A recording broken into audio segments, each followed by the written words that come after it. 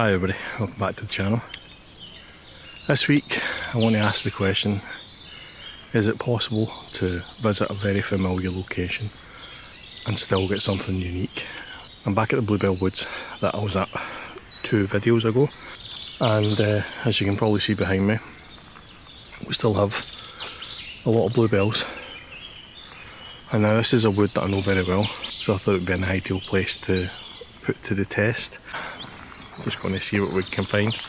I came out today with no plan whatsoever, with no clear idea as to where I was even going to go. So not only is it a case of can you find something original, but it's also can you even make a video without a plan. I always say when you visit a location that you know quite well, what you should be looking for are the changes, the kind of transient things, you know, the weather, the people that are here and all that sort of stuff. I've got the place to myself today, at the moment anyway, so there are no people to look out for. And the weather, as I said there, is a bit bland. Yeah, I don't know if it's the lack of direct sunlight, but the bluebells really seem a lot more vivid today. So I guess I'm going to work with that. I'm going to try and emphasise the colour a bit without jacking up the saturation in the photos. Just kind of look for colour contrasts. You know, there's a lot of nice orange and green mossy trees.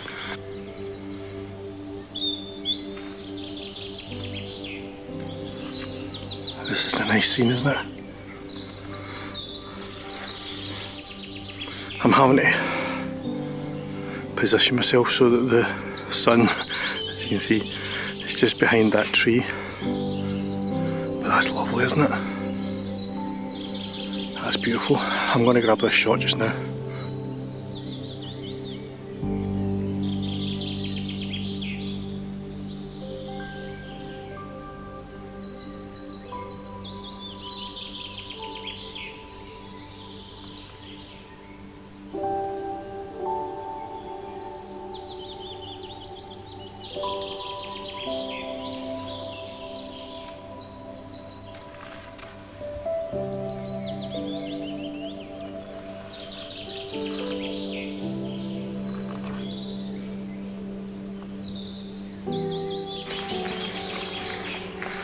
It would appear there are a few more white bluebells since last week. I'm glad of that. Right, I'm starting to think these aren't as rare as I thought. There's another, I don't know, what's that, about 15, 20?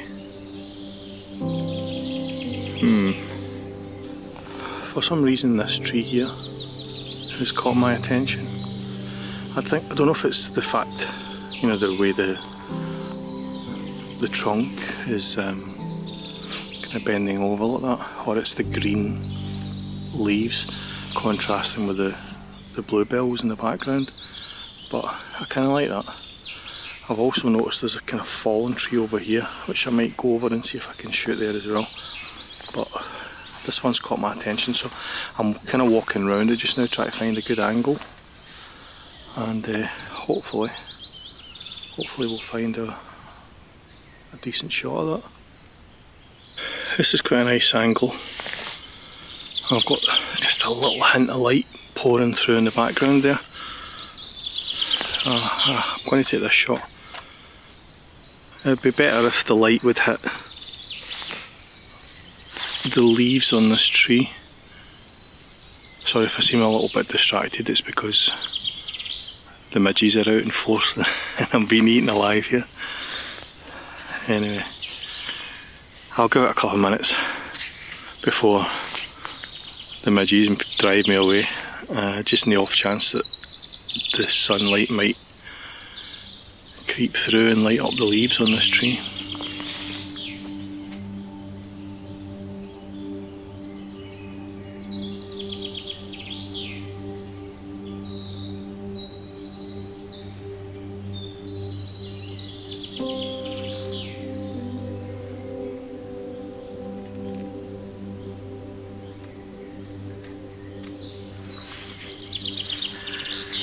Right, hopefully you can make this out through the sea of midges, which is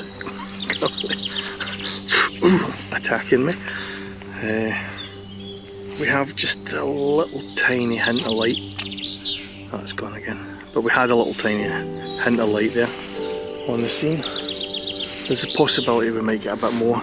You can see it's just starting to hit the trees behind there. I've kind of settled on a composition. I wanted to include this fallen branch here because I think that acts as a nice leading line. Draws your eye in from the left. This tree in the foreground, which is kind of the main subject, as is the boulder, so that kind of combination. And then you've got the beautiful carpet of bluebells. And yeah, it looks okay in the back of the camera. I'm at f11 because I want to get quite a good depth of field here. And that's given me a 1 second exposure at ISO 100. So those are the settings I'm using, and I'm just waiting for the light to come and hopefully light up this boulder and this tree.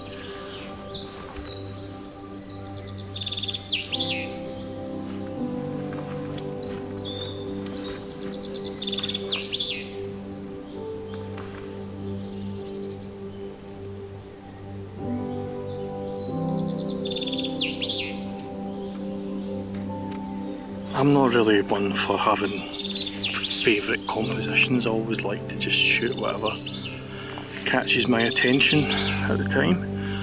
But if you saw my last video from here, then I was pretty taken with this tree and this fallen branch, and I just happened to be in the same part of the woods again today, so I thought I'd pop down to see what it looked like today. And again, the colours look a wee bit more vibrant than they did the other day there. And these lovely little white flowers down there, there seems to be a bit more of them and all. So I'm looking for, see if there's a different angle to be taken on this tree and fallen tree combination. What I'm trying to do is I need to try and exclude as much sky as I can, because that's just too bright compared to the rest of the woods, which is still in shadow. So I'm kind of looking around for compositions. I want to include all of that tree. I also want to include this tree. Excuse me, I think I just swallowed a midget. Lovely.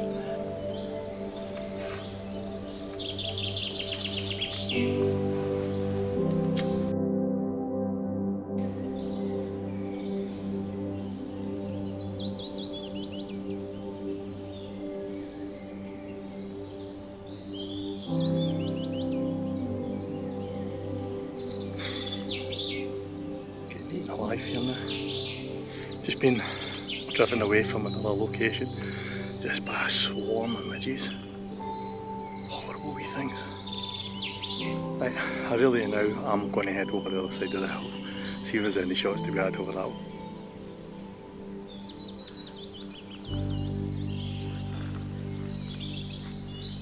For some reason today as well, I find myself being drawn towards paths. I don't know what that's all about, but I kind of like this one, especially with that light. Yeah, I might try and grab a shot here.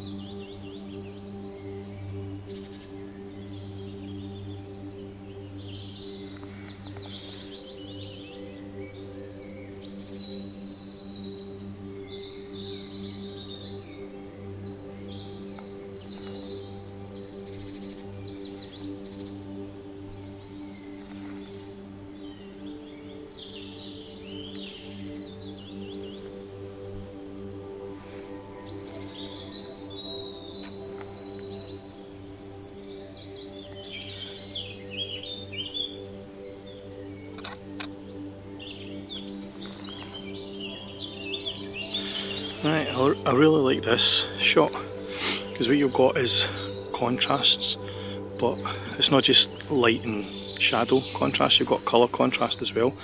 This mossy boulder here contrasts quite well with the bluebells all around it, and also in this tree here for some reason the leaves are quite yellow, and again that contrasts very well with the bluebells.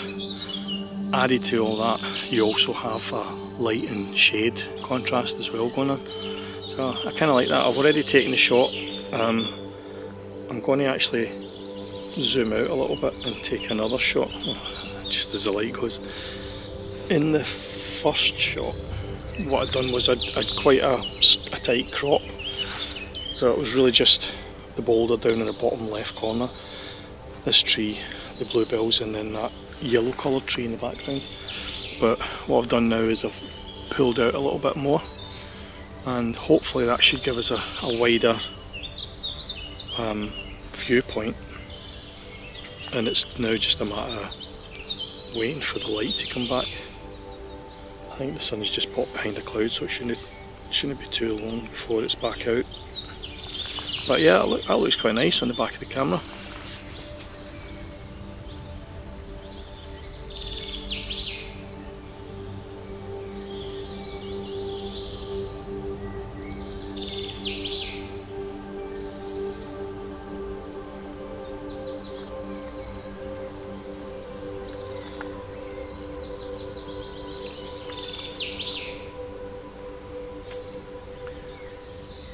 Still waiting for the light to clear, but I think it's about to, that cloud's about to pass away from the front of the sun. In which case I'm hoping this scene is about to lighten up. Yeah, you can see the light coming on the other side of the hill.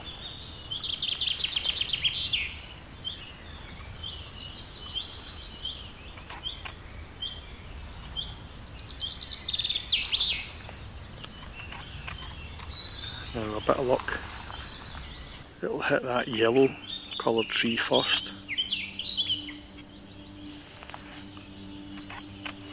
and then this tree, and then finally the stone. Yeah, there we go, look.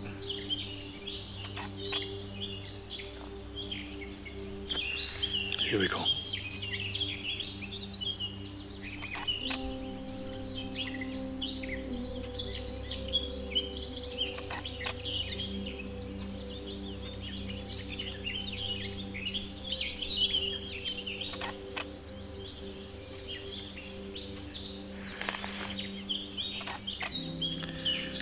Yeah, that looks nice in the back of the camera.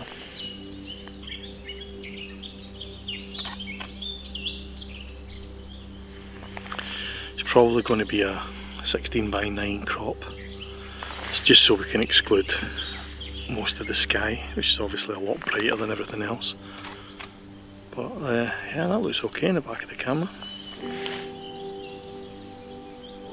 What I've done is I've focused on this tree here, because that's the closest, and I'm shooting at f10. Let me actually drop that to f13 and increase the shutter speed slightly.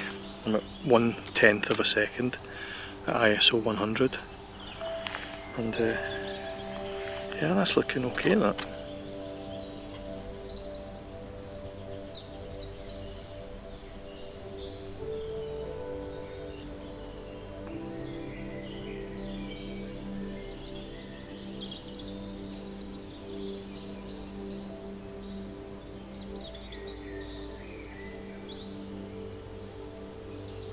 Yeah, again, this shot's got a bit of potential for contrast. I think when the cloud clears, that little yellow tree could be backlit, which would then contrast both in terms of brightness and in terms of colour with the bluebells. And just for the record, that wasn't me, I didn't do that. Yeah, I'm going to set up the camera and just wait for the light, because I think that's got the potential to be nice.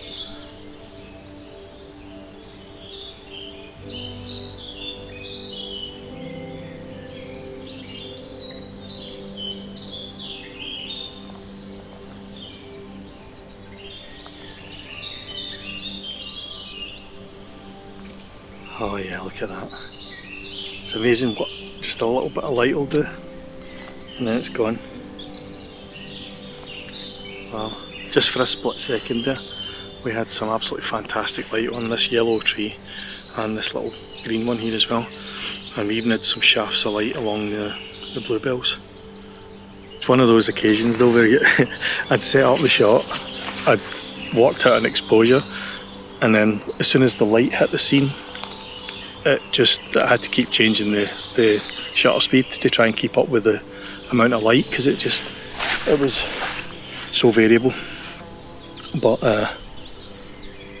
it looks as though we might be getting another bit of light, so that's quite good. I'm quite enjoying this today. It's not necessarily the case, is it, that familiarity breeds contempt? It's kind of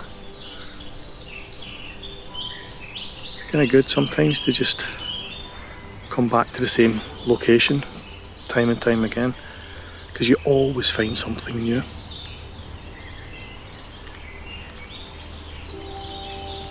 It's raining a light.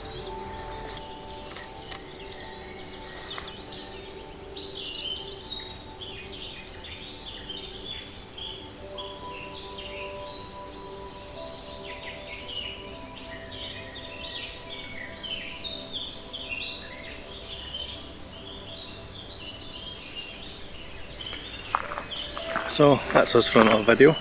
Hope you enjoyed it. Hopefully I've proved that you can come back to the same location within a week and still get different images. I'm still being obsessed by paths at the moment for some reason, I don't know why. But yeah, hopefully I've shown that you can return to the same location time and time again, and so long as you approach it as a kind of unique one-off experience, then there's no reason why you shouldn't get new and different work every time. There's a Japanese phrase which I've actually got tattooed on my arm, believe it or not, which is Ichigo Ichie, and it kind of roughly translates as for this time only, or once in a lifetime sort of thing. And it's just an aesthetic where you treat every occasion as a unique, once only type occasion, and if you do that, you can come back to the same location as many times as you like. As long as you approach it as if it's the first time you've ever been there, you'll always come away with usable work. So anyway, that said, that's it for another video, and I'll catch you next time. Cheers, bye.